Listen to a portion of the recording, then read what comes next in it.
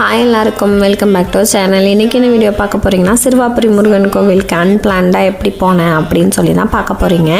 So இதோட get ready with me video நான் கீழே டேக் பண்ணுறேன், செக் பண்ணுங்கள். இதுக்கு போகணும்னு நான் ரொம்ப நாளாக ஆசைப்பட்டுட்டு இருந்தேன், பட் போகவே முடியல. அன்றைக்கி சடனாக நாள் தான் சரி இன்னைக்கு கண்டிப்பாக போகலாம், இந்த வீக் ஃப்ரீயாக இருக்கும் அப்படின்னு கேஷுவலாக ரெடி ஆனது. பட் ஃபைனலாக போயிட்டேன். ஃபஸ்ட்டு நான் இருக்கிற இடத்துலேருந்து கிளம்பி கோயம்பேடு போயிட்டேன். கோயம்பேடுலேருந்து 114D பஸ் டேரக்ட் சிறுவாபுரி. அந்த பஸ் டைமிங்க்கு தான் இருக்குங்கிறதுனால 114 ரெடில்ஸ் போயிட்டேன். நான் ரெடில்ஸ் போயிட்டு அங்கேருந்து 547 பஸ் சிறுவாபுரி முருகன் கோவில் முன்னாடியே இறக்கி விட்டுருவாங்க. அங்கே போயிட்டு கோவில் வெளியிலேருந்து பார்க்குறதுக்கு கொஞ்சம் குப்பையாக இருந்தாலும் உள்ளார நீட்டாகவே இருந்துச்சு. முதல்ல விளக்கு வாங்கி விளக்கு ஏற்றி சாமி கும்பிட்டுட்டு அப்புறம் பொது தரிசனமில் தான் போனேன்.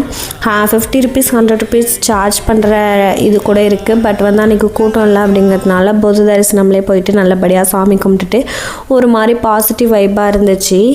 அப்படியே அங்கேருந்து கிளம்பி ஆண்டார்குப்பம் போகலான்னு பிளான் பண்ணோம். பட் 15 மினிட்ஸ் தான் டோட்டலாகவே காமிக்குது. ஆனால் 3-4 பஸ் ஏறி போகிற மாதிரி இருக்குது. அதை அப்படியே ஸ்கிப் பண்ணிட்டு அங்கேருந்து கோயம்பேடு அங்கே ஒரு கடையில் சாப்பிட்டுட்டு அப்படியே வீட்டுக்கு வந்துட்டேன். இதே மாதிரி இன்னும் நிறைய வீடியோஸ் பார்க்க டூ சப்ஸ்கிரைப்.